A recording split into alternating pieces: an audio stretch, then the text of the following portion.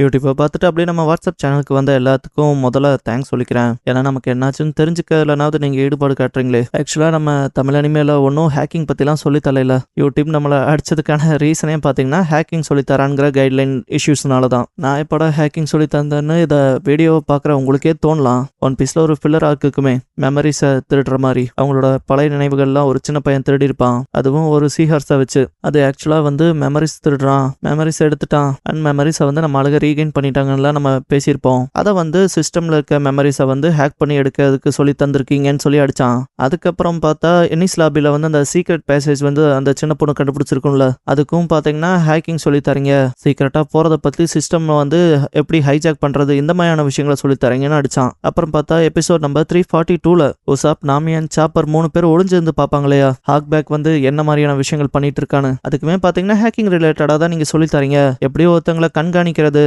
அவங்க விருப்பமே இல்லாமல் எப்படி அவங்கள பார்க்கறதுங்கிற மாதிரி சொல்லி கொடுக்குறீங்கன்னு சொல்லி அடிச்சானுங்க. ஆக்சுவலாக எனக்கே புரியல, அனிமே எக்ஸ்பிளனேஷன் தானே தெளிவாக போடுறோம். அண்ட் ஆல்சோ ஒன் பீஸ்ங்கிறது ஒரு அனிமே, அதை நம்ம ஜஸ்ட் எக்ஸ்பிளைன் பண்ணி போடுறவங்க தான் டைட்டிலையும் கொடுத்துருக்கோம், டிஸ்கிரிப்ஷன்லையும் கொடுத்துருக்கோம். இவ்வளோ விஷயங்கள் தெளிவாக பண்ணி ஏதோ சிஸ்டம் எடுத்துட்டு வந்து நான் எப்படிடா இன்னொருத்தனை ஹேக் பண்ணுறது, அவன் சிஸ்டம்குள்ளே பெனட்ரேட் பண்ணி அவனோட கேமரா மூலமாக பார்க்கறது, அவனோட மெமரிஸை திருடுனதுன்னு சொல்லி கொடுக்குறேங்கிற மாதிரி போட்டு அடிச்சிருக்கானுங்க. ஆனால் போன தடவை கூட காப்பிரைட் ஸ்ட்ரைக் இஷ்யூ வந்து சேனல் போச்சு.